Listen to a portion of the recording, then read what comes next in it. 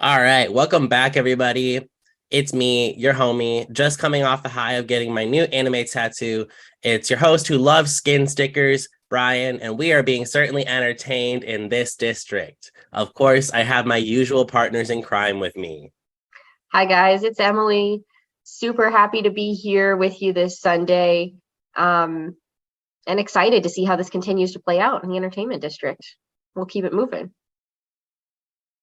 Hey y'all, it's Hannah. And since Bryan now has a new anime tattoo, I'm seriously considering getting Set Your Heart Ablaze on my body in the next month or so. We'll see. Stay tuned. Do it. Bad influence, do it. No. Set your heart ablaze. Remember, that's what we want. No. My heart cannot handle any more Rengoku donut jokes. For real. So please no. I'm done. All right. Well, of course, we open this episode with Zenko missing all of a sudden. Concerning, moreover, the master of the house is he pretty much couldn't care less about what's happened to him or the others that have gone away. What does this tell us about the dynamic of the house based on how we see this conversation play out and who's really running the show here? Oh, we know who's really running the show here, and it's not this guy, and it's not Omitsu, and it's not Zenko.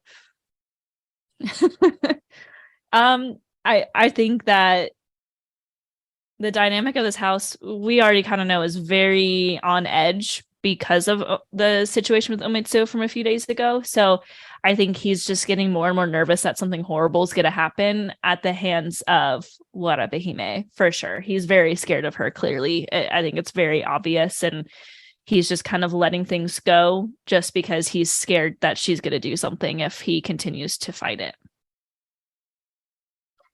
Very true. We love a powerful businesswoman. We know that Warabe is running the show here, and this guy is just the front because women can't run their own businesses in still a lot of places in the world, but certainly not in Taisho, Japan. So somebody has to be the front for the business, but he's going to do everything he can to stay out of her way. Women's History Month. All right.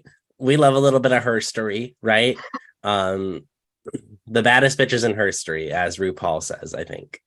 After that, though, we do flip to a different dialogue, certainly more animated as well, where we see Inosuke trying to charades out the demon he found at his house. What do you think of this conversation and the multiple contents of it? And we also get to see Uzui show up and leave without a flash.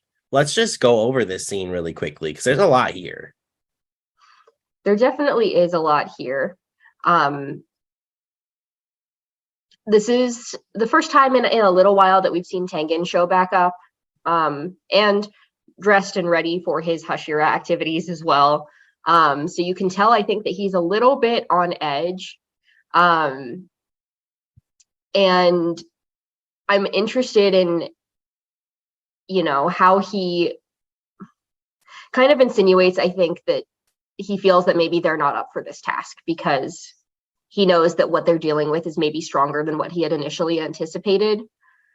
So he doesn't want to put them in harm's way, I think, even though he's a little bit more brash than the other Hashira we've interacted with so far. His duty is still to protect. And so I think that he feels like maybe they're in a little bit too deep in this situation. Whereas like Tanjiro and Inosuke, I don't think feel that way at this point, and they want to prove their worth. So the fact, though, that Tengen is nervous probably should make us a little bit nervous.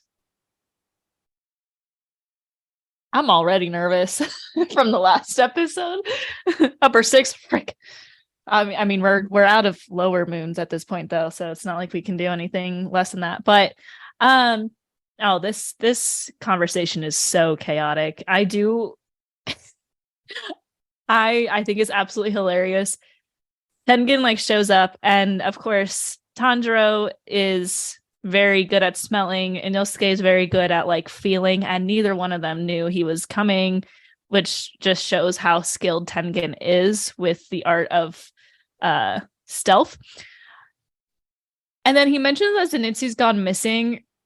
The way that Tanjiro and Inosuke changed the subject so quickly Made me giggle a little bit. I was like, you didn't even like worry about it. I think it's just because of what they've been through. They know like they're gonna get him. And Tandra later mentions that he knows that Zenitsu's still alive. But it made me chuckle a little bit. But it's a wild conversation, and I think that it's an important one that they needed to have with a lot of comedy intertwined, and definitely shows us that I think Tengen is caring more about them than he is letting on already, just based off of the fact that as soon as things start to go wrong with this, he's like, you need to leave. Like, he's doing it to protect them. So I think we're starting to see kind of that softer side of him, as he's kind of been a jerk to them the whole time. So I'm kind of excited to see where that goes.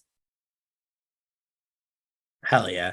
I also like the quick conversation that they had about the ranks, and I mean, this coming from Inosuke too. Inosuke was like, yeah, don't you remember at final selection when they like fiddled with our arms? And he's like, Tandra was like, yeah, I remember that, but I don't remember what happened. I was too tired for that. And he's like, yeah, all you got to do is just say this keyword and then it flashes onto your arm. And I was like, all right, Inosuke, like, you paid attention more than Tanjiro?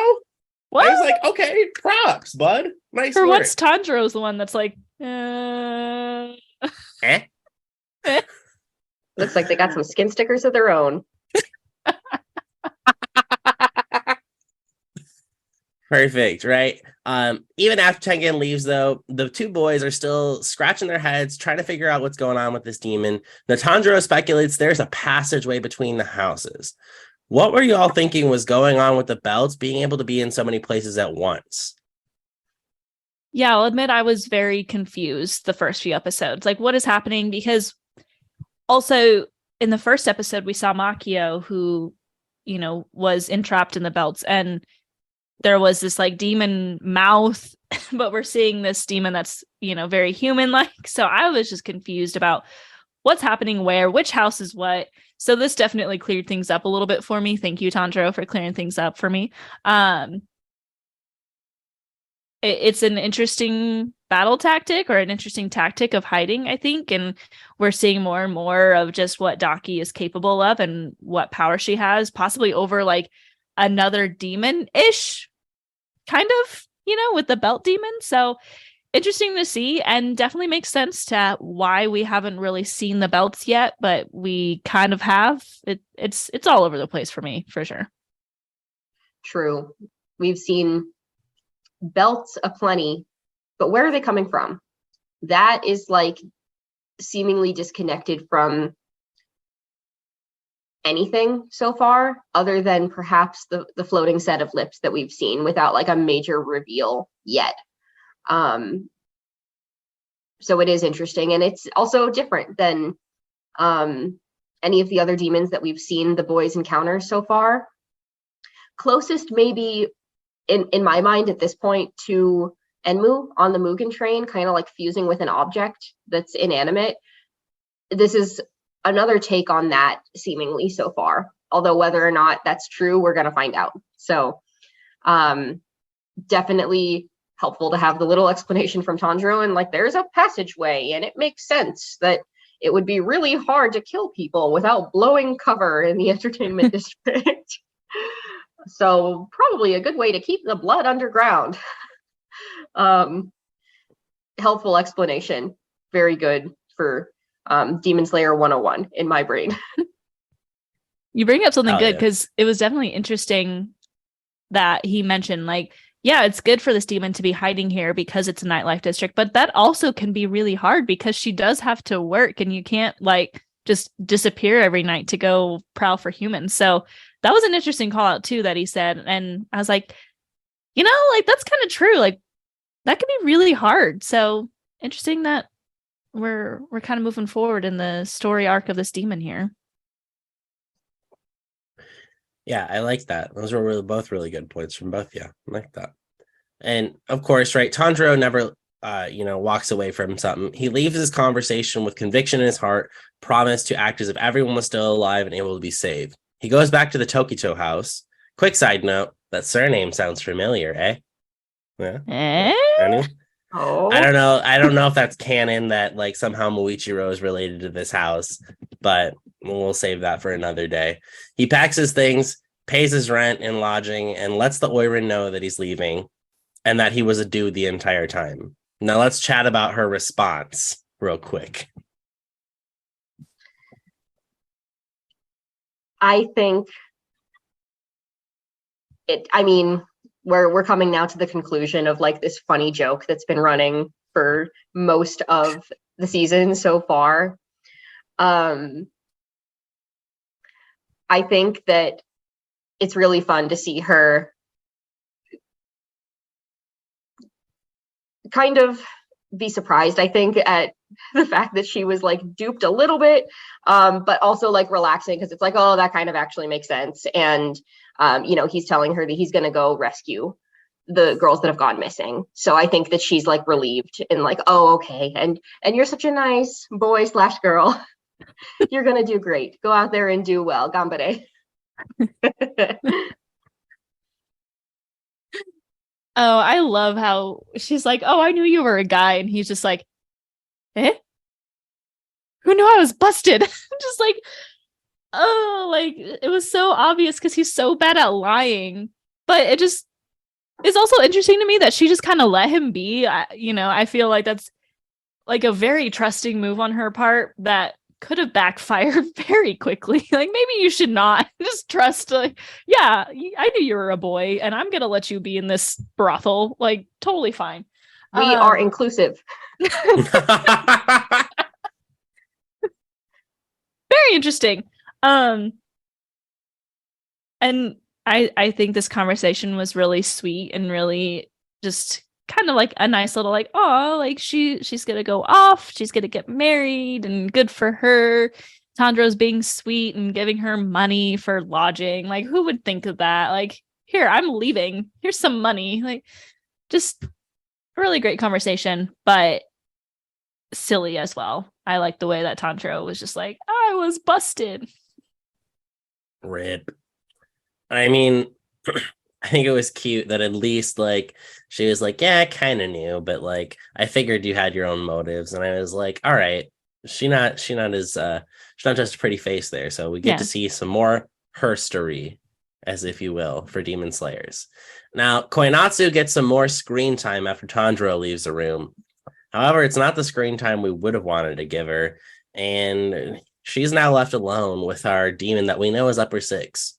Seems bad. That's rough, buddy.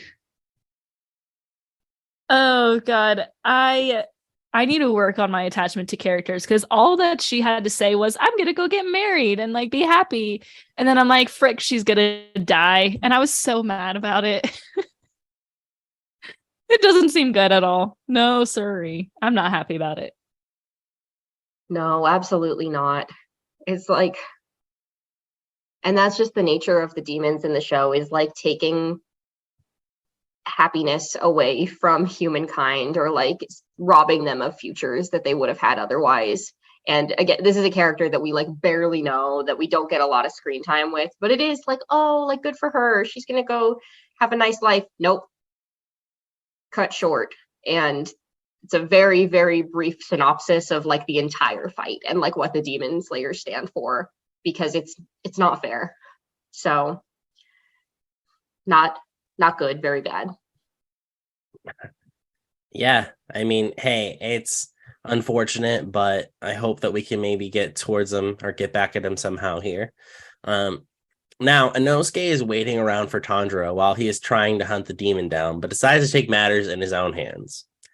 Only way he's going to do it is by bursting through the ceiling, get the muscle mice to deliver his sword and outfit. And this is the first time we're seeing muscle mice, and off he goes. Uzui is also going back to get ready for the fight as he speaks with the master of the house and asks for more info. Are we starting to see Uzui be more of the good guy than we thought?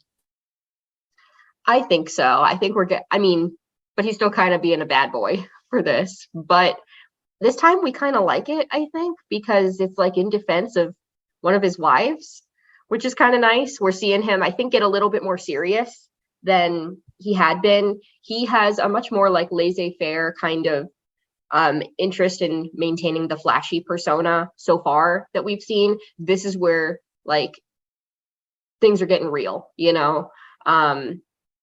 he's a little bit threatening in this. It's like you can sense, I think, the power of the Hashira in this interaction that he has. Like, he's holding this guy at the edge of a kunai knife. So it's like, I don't know, the stakes are getting real. He's getting a little bit more involved and not as hands off as he was to let the boys go undercover and try to garner the information. He's taking actionable steps to find what's going on. So I do think I like him a little bit more. I think that he is a little bit better of a guy than we've maybe given him credit for, although he is still definitely like a little bit strange too, just like everybody else in this freaking show. But we love him. He also thinks he's doing this alone at this point. Like, he sent the boys home and he thinks they just listen to him. But I never really thought he was a bad guy. You know, I think he was kind of a jerk at the beginning, but not like still like, I mean, he's a Hashira. He's fighting for the good of humanity. So like, there's got to be that side to him for sure. We just haven't really seen it yet. More of just like a rough introduction of him just kind of being wild and flashy. But you can tell that I think I touched on this a little bit earlier, but he's starting to seem very protective almost, you know, like as soon as it seems that Zenitsu's missing and he's really trying to get to his wives, like he very much is not necessarily desperate to save them, but very serious about it. And, you know, to the point of using his ninja skills. Very cool, by the way, like how he just showed up and then left without making a sound. He's so cool. Oh, I love it. But yeah, I never really, I don't know, that might be controversial. I never really saw him as a bad guy. Like, he just was hard to like at first, and we're already seeing that grow. Yeah, I mean, as they say, right, the kunai is the most powerful weapon in anime. I mean, what? You got any move coming at you, kunai. That joke will get funnier if you ever watch Naruto, for anyone listening as well, because number of times they use a kunai against some wild ass shit. All right. Well, nonetheless, right, we do also get to see a small ounce of fighting here at the episode, and Tanjiro already seems like he is not okay. He said he's already feeling powerless because of the fear he has. How do you think this fight will compare to the fights we have seen with previous 12 Kazuki members? Oh, my boy's trying his best, but he is like instantly scared. But also, like, he clearly was frightened when he says like upper 6 in his mind, and he just like instantly draws his sword. Like, he still is like, all right, I'm here, like I'm gonna do this. And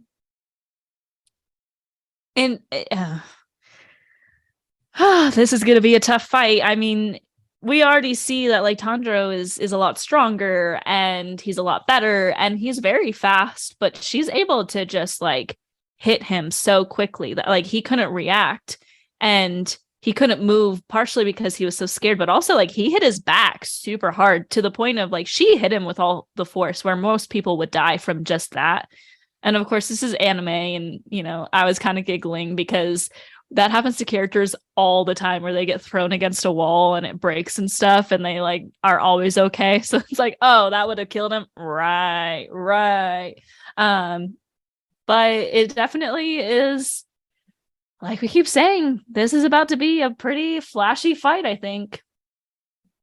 Absolutely. I think it's going to be a difficult fight. And I agree that it's not great that Tanjiro's so nervous right away.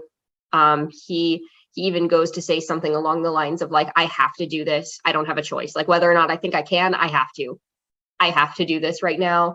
But I'm sure that he is probably as strong as he may have gotten over the last several months since everything with the Mugen Train. I think that in some ways, his hope may be a little bit cracked around the edges too, because the stakes have been set higher with Rengoku not being able to beat not being able to beat one of the 12 moons as a Hashira. That's got to be horrifying. It like completely shatters, I think, the reality that he had perceived up till that point. And in some amount. I'm sure that what he's probably thinking is like, if Rengoku couldn't beat one of these, how the heck am I supposed to be able to? I'm going to try. I have to. I don't have a choice. I'm a demon slayer. This is what I'm going to do. But I do think that something about that is probably going to be lingering at the back of his mind moving forward. Right.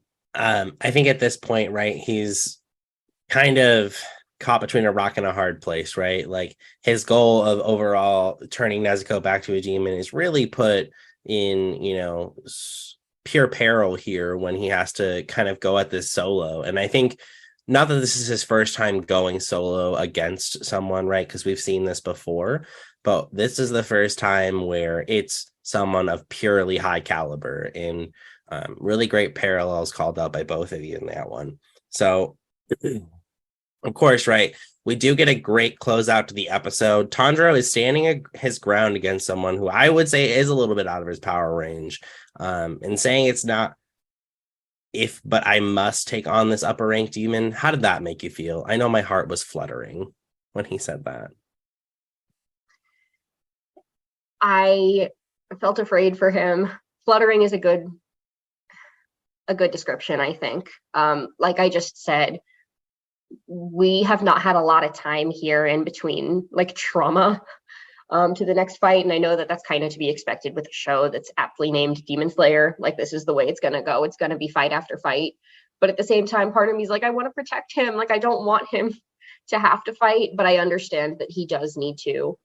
And maybe he's going to end up surprising himself in this fight too. But I'd be lying if I said that I wasn't a little bit nervous, knowing that reality for Tanjiro and for us as viewers was shattered by the last arc. So like nervous butterflies, I think. Yeah, agreed. I think that there is that you called out something very important, Emily, is that like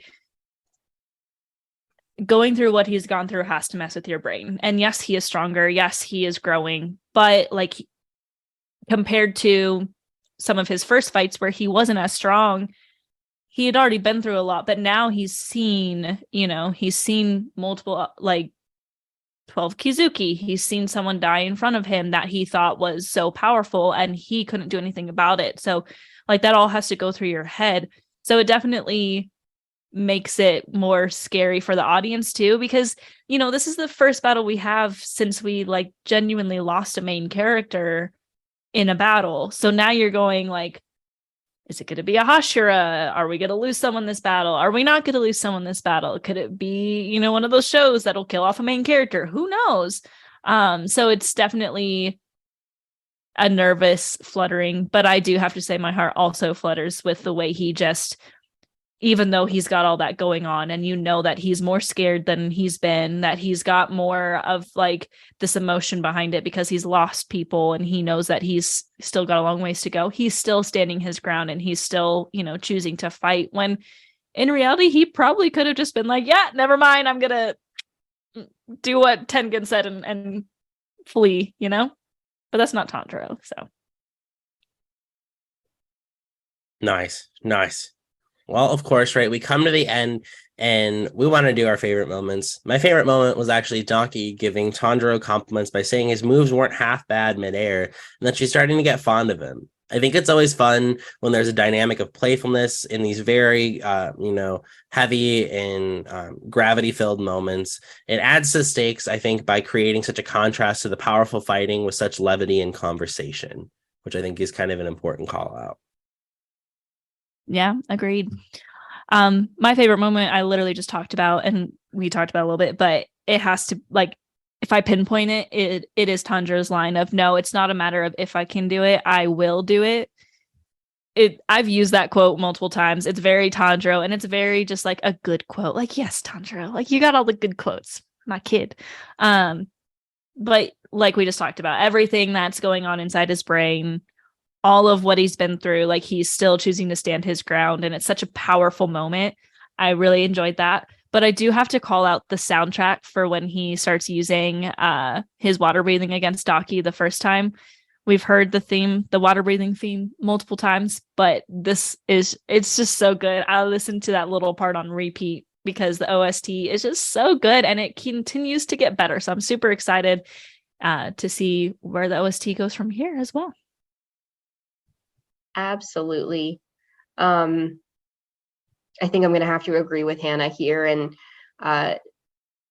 this little moment with Tanjiro, I think, holds more weight for me after revisiting all the Mugen Train and everything before that led up to this at this point, and knowing how much more room there could be for potential to grow.